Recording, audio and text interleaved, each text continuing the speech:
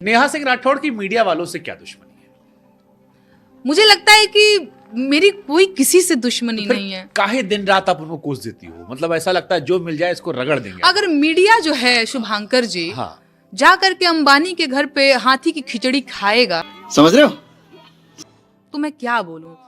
Media के लोग अगर प्रधानमंत्री जी के साथ फोटो खिंचा खिंचा करके मार अपने मन का कैप्शन, और देश में बहुत सारे मुद्दे चल रहे हैं जिस पे बात की जानी चाहिए उस पे बात नहीं करेगा, ये गड़बड़ है बाबा। तो आप बताइए मैं क्या करूं। बट ये तो हमेशा से होता है। जैसे अभी आप, चलो आप जिनकी बात कर रहे हो, क्योंकि मैं टीवी से आया हूँ, मैं समझता हूँ कि जब प्रधानमंत्री आते हैं या कोई आते हैं तो आपसे कहा भी जाता है कि, और आपके घर कोई अगर आता है मेहमान, जैसे आप मेरी मेहमान हैं, तो हो सकता है नेहा सिंह राठौड़ 10 लोग को ना पसंद हो, 4 को बहुत पसंद हो, लेकिन मैं आपके साथ भी डालूंगा। बिल्कुल ठीक बात है। मुझे भी गाली देंगे। बिल्कुल ठीक बात ऐसे है। अगर प्रधानमंत्री आ रहे हैं तो लोग खिंचवा ले रहे हैं। भाई होता किसी मम्मी के प्रधानमंत्री अच्छे लगते हो। ये सब क्या देखना पड़ रहा है? अच्छा है मैं अंधा हूँ। ठीक है, देश के प्रधान, और वो प्रधानमंत्री आप कई बार पद का भी सम्मान करते हो कि यार इतना बड़ा आदमी आपके साथ आया है, ठीक है। हालचाल ले रहा है। मेरा सवाल ये कि मैंने कई और भी पत्रकारों को जो यूट्यूब पर दिन रात क्रांति की बात करते हैं, मैंने कई सारे नेताओं के मंच पर जाते हुए देखा है और उनकी तारीफ करते हुए देखा है, या कई ऐसे यूट्यूबर्स हैं जो बहुत बात करते हैं, छोटी छोटी बातों को अलग तरीके से इमोशंस आते हैं। तो ये तो दोनों तरफ है। ठीक तो है। फिर एक वर्ग को आप इतना क्यों टारगेट करते हैं, एंकर्स को? ठीक है। प्रधानमंत्री पद का सम्मान करते हुए जो न्यूज एंकर्स हैं उनको कभी उनसे सवाल भी पूछ लेना चाहिए। सही पकड़े हैं। प्रधानमंत्री जी की जिम्मेदारी तो है नहीं, देश में बहुत सारी जो चीजें हो रही हैं तो उनके पद का ही सम्मान करते हुए उनसे 2-4 सवाल भी पूछ लेने चाहिए। वो क्यों नहीं होता है? अब अनौपचारिक मुलाकात होगी, औपचारिक मुलाकात शायद मौका ना दिया गया उन्हें। नहीं तो आप लोगों ने क्यों नहीं मौका उनसे मांगा? जैसे आप हैं, आपने मुझे बुलाया, यही नहीं, अभी और सुनिए। आप भी उन लोगों को अरे अप्रोच करिए। बुलाया तो हमने अखिलेश यादव को भी था। हाँ। बुलाया तो हमने नहीं, अखिलेश यादव जी की तो दूसरी बात हो गई, वो विपक्ष नहीं, के हो गए, प्रधानमंत्री की मैं बात हो बता रही रहा है। हूँ कि बुलाने को जैसा कि आप लोग वीडियो देखकर समझ ही गए होंगे कि वीडियो में शुभंकर शर्मा और नेहा सिंह राठौड़ ने मिलकर गोदी मीडिया का उड़ाया मजाक। फिर क्या हुआ आगे देखिए। तो हम सबको बुलाते हैं, लेकिन अगर कोई नेता नहीं आ रहा है, जैसे मैं एग्जांपल दे रहा हूँ, जैसे मेरा मन है अगर प्रधानमंत्री जी आए तो जितने सवाल मैंने आपके लिए रखे हैं, मेरा तरीका वही रहेगा कि मैं एक सोशल मीडिया पे पोस्ट डालूंगा, मैं कहूंगा आपके कोई सवाल है प्रधानमंत्री जी को लेके, आप दे दीजिए, मैं उनसे वो सवाल पूछ देखिए, लूंगा। सबसे पहली चीज कि मेरे में और प्रधानमंत्री जी में बड़ा अंतर सही है। बात मैं बहुत दूसरी चीज हो गई। पूरे देश के प्रति जो भी चीजें हो रही हैं उसकी जिम्मेदारी प्रधानमंत्री जी को लेनी ही होगी। ठीक है, मुझे लगता है कि न्यूज एंकर्स जिनको वो प्रधानमंत्री जी इंटरव्यू नहीं दे रहे हैं, ये कहना चाहिए दिन रात कि प्रधानमंत्री जी जो है इंटरव्यू ही नहीं दे रहे हैं। ये भी बात नहीं चल रही है। मुझे लगता है, ये मेरा अपना जो है ओपिनियन है कि मीडिया के लोगों को प्रधानमंत्री जी से सवाल करना सीखना चाहिए बिना डरे, न कि जी सर जी सर। ठीक है, सम्मान तो है, प्रधानमंत्री का सम्मान होना चाहिए, बूढ़े बुजुर्ग आदमी है, प्रणाम भी होना चाहिए। आपको बुजुर्ग लगते हो? वो तो लोग हाँ, कहते हैं मेरे कि बाबा बुजुर्ग थे, लोग 70। लोग कहते हैं कि बड़ा मेहनत करते हैं, जवान है एकदम, अभी दिन रात काम करते हैं 17-18 घंटे। नहीं ठीक है, वो दाढ़ी वाड़ी तो सफेद है, उनके बुजुर्ग आदमी हो हैं। सकता है स्टाइल हो। पता नहीं, मुझे नहीं पता, ये उनसे ही पूछिए। बात तो सही है। दौड़ना तो पड़ता है। तो कहा जा रहा है कि टीवी एंकर से आपको विशेष मोहब्बत नहीं, मुझे लगता है कि नेहा कि सिंह राठौड़ खुशनी कौन सा मिल गया, आज ये मिल गया, बस चलो, ये नहीं। बस अब तुम ये हो, तुम ये हो, तुम ये हो, तुम ये हो, ये मेरा freedom of speech and expression है। हम नहीं सुनेंगे, हमको मत बोलना, हम बोलेंगे, हमारा एक्सप्रेशन है। देखिए, सच बात ये है ना कि बहुत सारे लोगों का भी और मेरा भी गुस्सा है मीडिया वाले लोगों को लेकर के कि वो जनता के मुद्दे नहीं दिखा रहे हैं। समझ रहे हो? ये बड़ी अच्छी बात कही आप। जैसे एक पता नहीं, अभी लद्दाख में कोई है, उनका नाम सोनम वांगचुक जी, हाँ, सोनम वांगचुक जी, वो बड़ा कई दिनों से प्रदर्शन कर रहे हैं। कई लोग मुझसे, हमने कवर किया उसे। आपने उससे बहुत बधाई के पात्र हैं आप। तो लोग मुझसे कह रहे थे कि यार देखो, देश का मीडिया इस चीज़ को नहीं दिखा रहा है। मणिपुर में बहुत सारी चीज़ें होती रही, अभी भी हो रही हैं, देश का मीडिया इसको नहीं दिखा रहा। तो ये गुस्सा तो है ही, लोगों का गुस्सा है। आप मेरी बात क्यों कर रहे हैं? बात करो। नहीं, देखिए, आपने एक सवाल पूछा कि बीजेपी से आपको टिकट मिला तो आप लड़ेंगे कि नहीं। मैं उस पर एक जवाब देना चाहती हूँ कि हाँ, बिल्कुल मुझे लगता है कि मैं उस पर भी विचार कर सकती हूँ। 2-4 जो मेरे शर्त होंगे, और इसी में जैसे क्या शर्त हो? हाँ, वो शर्त मैं बताती हूँ, उसी से आप समझ जाइएगा अंतर भी। मुझे लगता है कि जिस दिन प्रधानमंत्री जी साहिब जी मणिपुर चले जाएंगे, मैं विचार कर सकती हूँ। बेरोजगारों पर लाठी बरसाना जिस दिन बंद हो जाएंगी, मैं उस दिन विचार कर सकती हूँ। किसानों पर जिस दिन बम और गोले बरसाए जाने बंद हो जाएंगे, मैं उस दिन विचार कर सकती हूँ। जिस दिन क्या बोलते हैं, जंतर मंतर पे जो बेटियां प्रदर्शन कर रही थी, बेटियों के साथ ये जो बलात्कार, अत्याचार और ये जो दुर्व्यवहार है, ये रुक जाएगा। मुझे लगता है कि मैं जरूर विचार कर सकती हूँ। नेहा, मतलब अगर मैं प्रैक्टिकल होकर बात करूं, मणिपुर को जितना मैंने पढ़ा, क्योंकि मैंने बहुत सारे वीडियोस बनाए और मेरे कई वीडियोस को कांग्रेस से कई प्रवक्ताओं ने आज तक पर जब मैं डिबेट करता था वो कोट भी करते थे कि देखिए आपका वो वीडियो हमने देखा, भावुक हो गया। आप पर यह आरोप लगता है कि आप पीएम मोदी की विरोधी हो, और अभी तो रुको, क्लाइमैक्स अभी बाकी है, या बीजेपी विरोधी। क्या आप वाकई में उनकी आइडियोलॉजिकल विरोधी हो, या अगर नहीं है तो ऐसा परसेप्शन क्यों बिल्कुल बन गया है, और या फिर ऐसे ट्वीट्स आप क्यों आते हैं कि अगर हम शुरू के 30 ट्वीट स्क्रॉल करते हैं तो वो एक ही पार्टी विशेष को लेकर केवल तंज में होते हैं।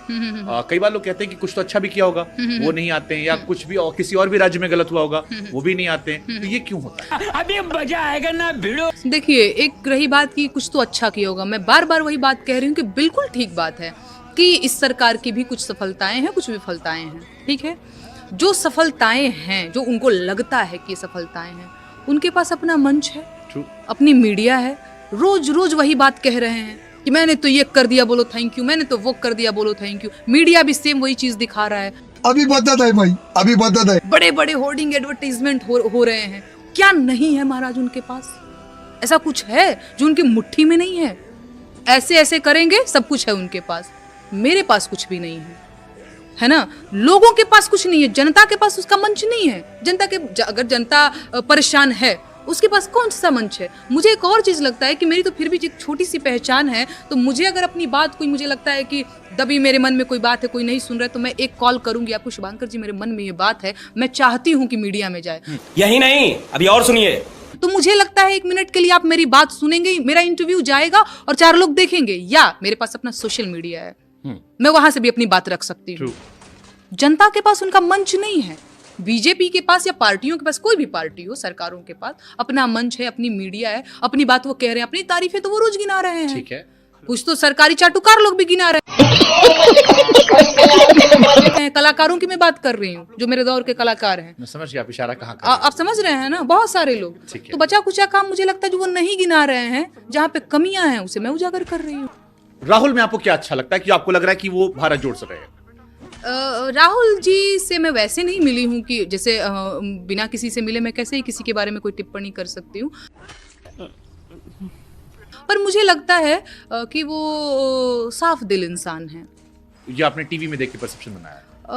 एक बार हम लोगों की वैसे भारत जोड़ में मुझे इनविटेशन मिला था, राहुल गांधी जी के वो से मेल आया हुआ था, तो पर वैसे बातचीत नहीं हुई थी कि चाय कॉफी पीते हुए हाय कैसे हैं आप, तो आप क्या करना चाहते हैं, ऐसी कुछ बातचीत में बैठी हुई थी। वो बड़ा लोग उसको वायरल भी कराते रहते हैं कि देखो इसका बड़ा पुराना कहानी। मुझे इन्विटेशन मिला था, मैं गई थी, तो वहाँ पे जो बातचीत हो रही थी, मुझसे बातचीत नहीं हुई थी, बहुत मीडिया के लोगों से बातचीत हो रही थी, तो जो बोल रहे थे मुझे लगा कि ये व्यक्ति जो है वो साफ दिल इंसान है। बात करो। अच्छा, एक आप भोजपुरी में अश्लीलता को लेकर आप बहुत सारे पोस्ट करते हो, विच इज ट्रू ऑल्सो, कि भोजपुरी के गाने जो हैं आप फैमिली के साथ नहीं सुन सकते थे, और अभी भी कई बार हम लोग क्वेश्चन करते हैं बहुत सारी चीजों को लेकर।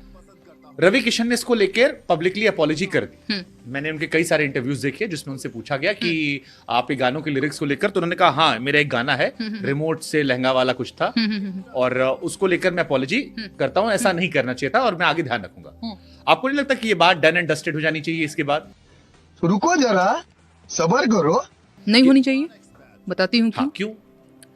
मुझे ऐसा लगता है, मैं मनोज तिवारी जी की, रवि किशन जी की, इन सब की बात करना चाहूंगी क्योंकि ये सब एक ही थाली के हैं। मनोज तिवारी जी एक गाना गाते हैं कि बबुनी के लागल बा, मैं कई बार कई बार इसका एग्जांपल दे चुकी हूँ। बबुनी के लागल बा शहर के हवा औरी पढ़ावा, कहानी की गौवे में नौवा लिखावा औरी पढ़ावा। जब आप ये गाना गा रहे थे तो आप तो आंख बंद कर चुके थे, आपको किसी म्यूजिक डायरेक्टर ने आपको संपर्क किया होगा, पैसा वैसा दिया होगा, और इस तरीके का फूहड़ गीत गा रहे हैं आप। कैसे फूहड़ है ये मैं बता दे रही हूँ। यही नहीं, अभी और सुनिए।